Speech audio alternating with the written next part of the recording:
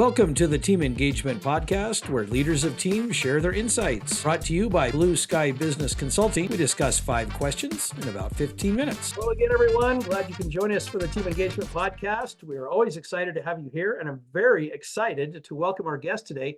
This is James Murphy, and he is the managing partner and CEO of Afterburner Capital out of Miami, Florida. And Murph, thank you so much for taking time out of your busy schedule to join me on the podcast today. What would you like the audience to know about Afterburner Capital? Well, Afterburner Capital is kind of a culmination of my entrepreneurial journeys for the last 25 plus years. I got my start as a fighter pilot and then pivoted into business, had a management training and consulting firm called Afterburner for years. Obviously, I'm still involved with that business. It's now one of our portfolio companies under Afterburner Capital, but learned a lot with, consulting some of the largest companies on the planet, working with some of the top CEOs we've all read about, and understood too that some of the methodologies that we taught at Afterburner really work well within our own portfolio group. So instead of helping other people make a whole lot of money, we decided, well, gosh, let's turn it back inside a little bit. Maybe we can create an investment thesis and go after some businesses in certain industries, grow those businesses and gain value quicker than we are in our consulting firm. So that was the start of Afterburner Capital. We've been doing that for a few years now, and we mainly invest in healthcare and aerospace and defense, which are our 2 areas of expertise. That's your focus, huh? Oh, that's great. Right. Well, I wish you all the success. I think that sounds like a great opportunity for you and the other managing consulting firm that you are part of as well. So that's great merging of ideas and technologies there. That's great. Yes, sir. Well, let's get started with our questions. Now, Murph, as a business owner, how should a business owner consider when it's time to pivot in their business? Well, it's funny, I grew up as a fighter pilot. I flew the F-15 as an instructor pilot for about 12 years. And, as a fighter pilot, everything that we do is about decisions, and they're about decisions to pivot, i.e., am I offensive, am I neutral, or am I defensive?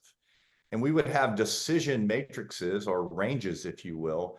And when certain parts of the external market or our combat arena would favor from a green to a yellow, so from offense to neutral, we would start making our first pivots. And we'd actually anticipate that, obviously, before we got to neutral. But we had really simple gates that everybody was on the same page on. So even though I might be flying individually in the F-15, I'm flying as a formation and within an overall enterprise or organization. And, we're working with a lot of different agencies. So we're all on the same sheet of music when it comes down to our decision ranges and matrices and pivot points. But as I turn that into business and I look at companies, I think most companies don't realize the trap that they get into and they get comfortable. So let's take an entrepreneur, for an example, that comes up with a great AI idea and decides to deploy this AI methodology into the market. And maybe they're a very early adopter, and at first, business just takes off because there are 0 competitors. It's a new novel idea in maybe a specific industry, let's call it healthcare. But eventually people start catching up. And even though the margins are great and we're paying our people really well, at some point that will reach a peak. And we'll start getting into this tactical back and forth where, no, we just need to work a little bit harder. Let's drop our prices. Let's work more. Let's hire some more people, more SEO, more digital marketing. And it's that back and forth area that companies get trapped. And if they stay in that area for too long and they hang on to their old thought processes and methodologies, eventually that business is going to decrease and eventually go out of business. That's why we have very few companies that are, still in the, S&P 500 that were there 20 or 30 years ago. Right. So as a business, as a leadership team, you need to understand that. And when you start seeing those first signs of getting into that tactical back and forth, it might be a drop in pricing. It might be some other canaries in the cave that you can agree on with your team. That's the time that you're going to launch your second move or your pivot. And we're going to move into some green space, launch a new product, pivot, maybe it's a merger and acquisition, whatever your pivot strategy is. Well, I really like that, Murph, because it really helps to spell out kind of what happens in businesses. They get going and have a lot of success and they think it's going to go forever. And they don't anticipate those setbacks that you talked about. They don't have to kill the business, but if they're not properly prepared for it, it will. And that's where Exactly right. knowing how to pivot. And I love your little quick analogy there about the canary in the cave. And we won't take time to explain the background behind that, but hopefully most people know that that talks about in the miners, back in the mining, the canaries were there to help warn them of gas because the human people couldn't smell it. And so the canaries helped them. And that's the kind of early warning detection that we all need in our business. Love that response. Love that. All right. Question number 2. If you would share with the audience one of your company's core values and how that value helps you make decisions. Well, I think it's truth. And there might be a lot of different ways to describe that, but it's truth over artificial harmony. You know, a lot of organizations get really comfortable with artificial harmony instead of truth. And eventually business gets down to discipline and transparency, words that a lot of people don't like to use, but that's really where we have to get down to. So we have to have execution rhythm. We have to hold each other accountable to our plans. So it does require truth in a psychologically safe environment. Great leaders do it in a very psychologically safe way. But if we don't have that truth, we're never going to grow, because where we really learn is we learn from things that didn't go so well, that didn't go according to plan. So unless we have an environment where we can debrief in a truthful way, we're not going to iterate, and we're not going to pivot, like you said earlier, and move. And instead of getting a 2 or 3%, we're going to work a little bit harder increase by debriefing and getting down to the root cause in a truthful environment as an organization. In one iteration, you could grow 20, 30, 40%. We've seen this happen a lot in athletics, certainly learned this as a fighter pilot, and it works well in business. I love that. That's great. Thank you. Yeah. Truth, transparency, all of those great words and great counsel. Thank you. Question number 3, how can a company, especially if they're kind of in that growth and scaling stage of the business, what's one tip that you would have to help them find and then hire talent? Well, I think it comes down to first you establishing an ethos, which to me is a culture with more resolution, and realize that you've purposely built this ethos, and this ethos requires a certain type or personality of person to excel in that. So don't forget about the ethos that you built. A lot of times I see leaders try to bring people inside to shake things up that may not align to the ethos of the organization. And eventually those people fall out of favor, either by themselves or with the rest of the team. So when you're looking for people, certainly look outside your organization to find that, but really think about what you've built and think about the trajectory of your business from a culture and ethos standpoint. Think about those core values you mentioned earlier.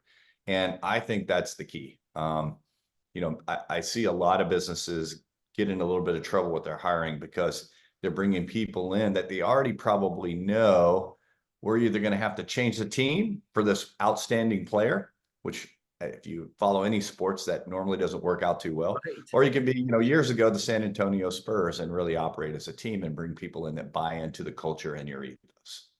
Yeah, that's such a great point, because that is what happens. I often am fond of the phrase, don't just hire to skills. That's kind of a given. You have to do that, but you've got to add that extra layer of hiring to culture and making sure that they understand this is how we like to do things. Can you fit in that? Because if not, it's not going to work too well for the person coming in as well as the existing team. So I love those comments. Thank you. Yeah, all right.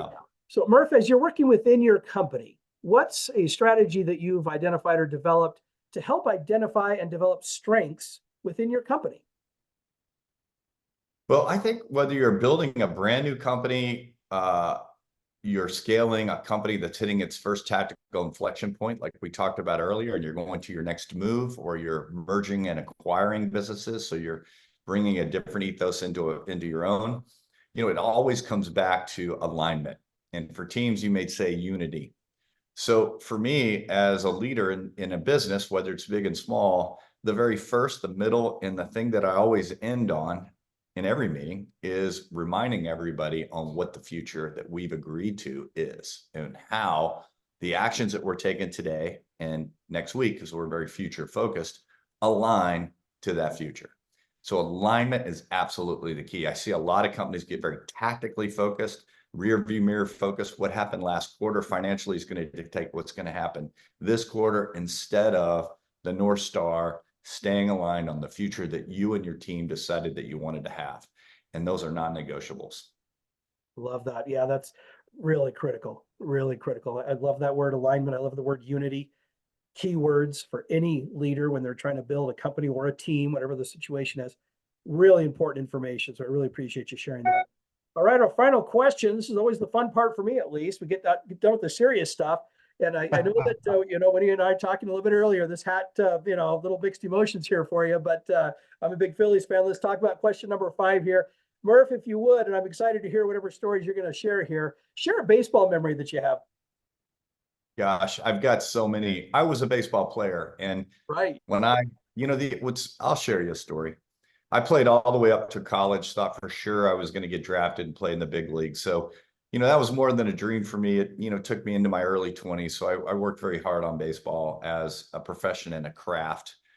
And ultimately, I had to go back to my small town in central Kentucky and look everybody in the eye and let them know that I didn't have what it took to go to the next level. So that was a big learning lesson that propelled me into the military and then into business. And, later on really helped me embrace the grind, if you will, and fall in love with fundamentals, which is what baseball is all about.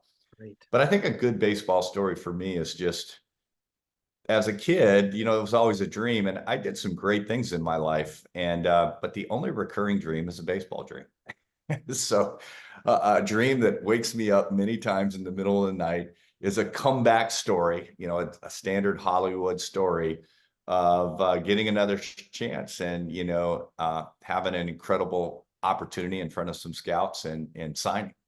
So that's one of my favorite stories. Another story that was, I was a fairly successful baseball player. I had a chance to play with some greats, Rafael Palmeiro, Will Clark, the Mississippi State team that was so great back in those days, and some LSU greats, played against Bo Jackson. But I was playing at Alex Box Stadium in LSU, and if you know anything about college baseball, that's hallowed ground. Their fans are some of the best on the planet.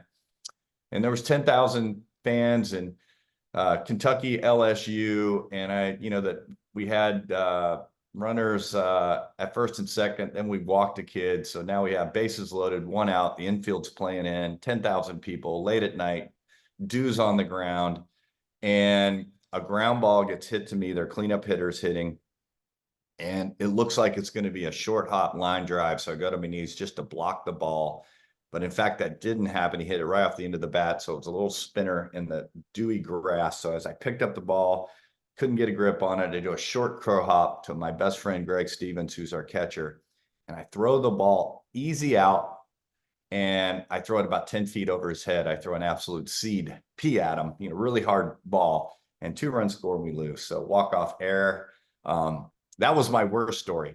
But the next day I hit a home run, and we won our game the next day in front of a bunch of people that drove in to see me play. So that was we capped off that LSU game with a high note. But that was great because the fans there were so awesome. I mean, I got phone calls in the middle of the night from LSU fans thanking me for the game win. Wow. Baseball's a great environment. Boy, every game is so different. You can be the not so hero one day and then be the hero the next. And I mean, that's the way it is in life. That's the way it is in business. That's the way it is in everything. But thank you for sharing that. That's a lot of fun. I love talking baseball. I love talking business. And so I'd like to put the two together whenever we can. So this is a fun opportunity to do that. Murph, thank you so much for taking time to be on the podcast today. I really appreciate it. I know how busy you are. And how can people get a hold of you? Yeah. The Afterburner Capital website, afterburner.capital, or better yet, LinkedIn under James D. Murphy or Flawless Execution. And if you want to communicate with me one-on-one, a lot of the folks that I work with connect with me through Minnect, Minnect. It's an app with a bunch of thought leaders, great business advice, life advice, but Minnect is the app. It's a red app. You can download it on your app tool on your mobile device. Love to talk to you there. Fantastic. Thank you. And thanks to all of our guests and all of our subscribers and everyone, whether you're watching, whether you're viewing, listening, whatever it is. We really appreciate your participation every week. Thanks, everyone. Have a great day. This is Sean Richards with the Team Engagement Podcast, where leaders of teams share their insights. For more ideas, go to teamengagementpodcast.com. We also invite you to follow or subscribe to our podcast wherever you may be listening or watching. Is your business thriving? Go to tbs-score.com to find out. Thanks for joining us today. Have a great day.